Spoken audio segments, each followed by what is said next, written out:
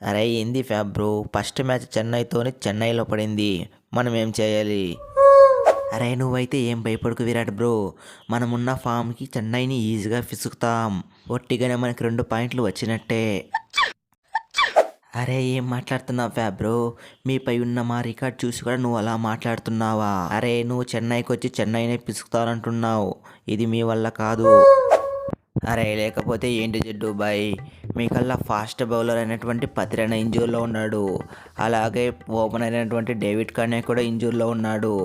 మా కల్లా అయితే అందరూ ఫిట్నెస్గా ఉన్నాము. ఈసారి ఫస్ట్ మ్యాచ్ మేమే పిసికేస్తాం, పాయింట్స్ టేబుల్ ఖాతా తెచ్చేస్తాం. అరే చెన్నై గ్రౌండ్లో ఫాస్ట్ బౌలరే అవసరం లేదు, స్పిన్నర్లు మేము ఉండగా ఫాస్ట్ బౌలర్లు ఎందుకు?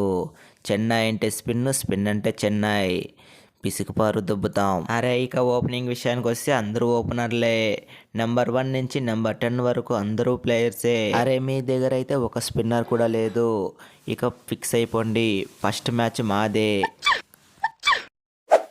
అరే ఏం మాట్లాడుతున్నావు జడ్డు బాయ్, ఈ మ్యాడ్ మ్యాక్స్ని లెక్కలో తీసేసి స్పిన్నర్ నుంచి. అరే వరల్డ్ కప్ లో రోహిత్ శర్మను వికెట్ తీసింది మర్చిపోయావా ఏంటి? అరే ఈ మ్యాక్స్ వెల్ ఇప్పుడు బ్యాటింగ్ ఒకటే కాదు, బౌలింగ్ కూడా చేస్తున్నాడు. అరే ఇక చూసుకో, మీ గ్రౌండ్ లోనే ఒక్కొక్కరిని పిట్టలు రాల్చినట్లు రాల్చేస్తా. అరే అంతే మ్యాక్స్వెల్ తమ్ముడు, నువ్వైతే ఆ ఫామ్నే కంటిన్యూ చేయి.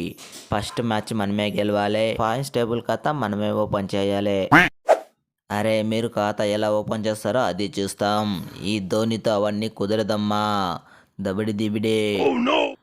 అరే అంతే ధోని అన్నా అంతే, నువ్వు చెప్పింది కరెక్టు. మన చెన్నై టీం ఉన్న ఫామ్ యా టీము లేదు, ఇక చూసుకో ఒక్కొక్కరికి చుక్కలే. ఫ్రెండ్స్ ఈ వీడియో మీకు నచ్చినట్లయితే తప్పకుండా లైక్ చేసి ఛానల్ సబ్స్క్రైబ్ చేసుకోండి. అలాగే ఈ మ్యాచ్ ఎవరు గెలుస్తారో తప్పకుండా కామెంట్ చేయడం మాత్రం మర్చిపోకండి. Okay friends, see in the next one.